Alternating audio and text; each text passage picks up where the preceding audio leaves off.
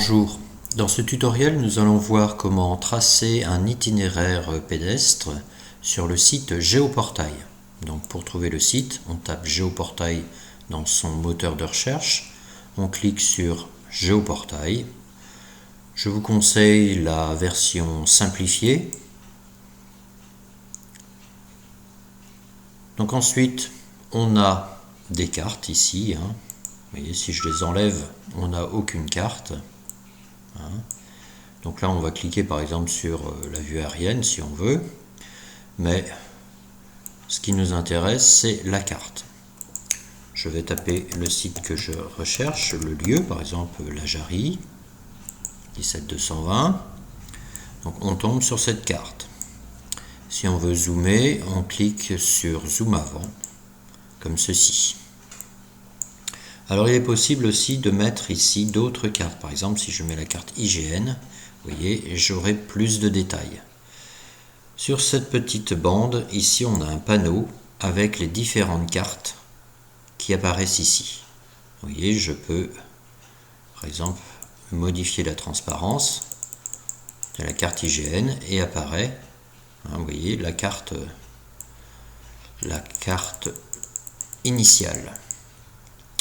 On peut également les déplacer, par exemple mettre la carte ici supérieure et la carte IGN, on la place en dessous. On peut aussi mettre la vue aérienne au-dessus. Voilà. Il faut imaginer un système de calque. Alors je vais enlever la vue aérienne et je vais mettre la carte IGN en premier. Donc j'enlève cette carte qui ne sert plus à rien. Pour fermer le panneau, je clique sur ce petit triangle. Je fais la même chose ici. Donc nous allons voir comment mesurer une distance sur un parcours. Nous voulons faire un parcours d'en gros 7 km. Donc je choisis la petite règle et je fais calculer une distance. Donc je pars ici du stade et je clique à chaque fois pour mettre un lien. Voilà. Je tire comme ceci. Alors si je sors de la carte, et bien avec mes touches de clavier, je fais bouger ma carte de façon à ce qu'elle soit dans mon écran. Donc on peut comme ceci revenir. Donc là on remonte et on voit au fur et à mesure la distance qui se calcule. Et si on revient au point de départ, voilà. Donc on double-clique pour arrêter. On voit qu'ici on a une distance de 5,9 km, donc en gros 6 km. Donc ça veut dire qu'il nous manque 1 km. Donc par exemple on peut prévoir ici un détour ou une boucle par exemple. Donc nous allons dessiner maintenant le parcours. Donc on prend le petit crayon, on va prendre une ligne et on va dessiner donc ici le parcours. Voilà, tout simplement ici. Voilà, alors on a vu qu'il nous manquait 1 km. Donc on va passer par ici. Voilà. Pour rallonger un petit peu le parcours. On va descendre. Comme ceci. On va remonter. Voilà. Comme ceci. Ici. Voilà. Chaque fois on rajoute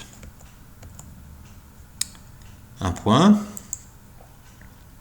comme ceci, et pour finir, on double-clique. Donc on a ici un tracé qui est orange. Alors si le tracé ne nous convient pas, on peut cliquer ici, vous voyez, on a une petite palette qui va nous permettre de modifier la couleur et les remplissages. Donc déjà on va modifier, on va mettre 4 pixels pour l'épaisseur, et vous voyez que déjà notre itinéraire est beaucoup plus précis.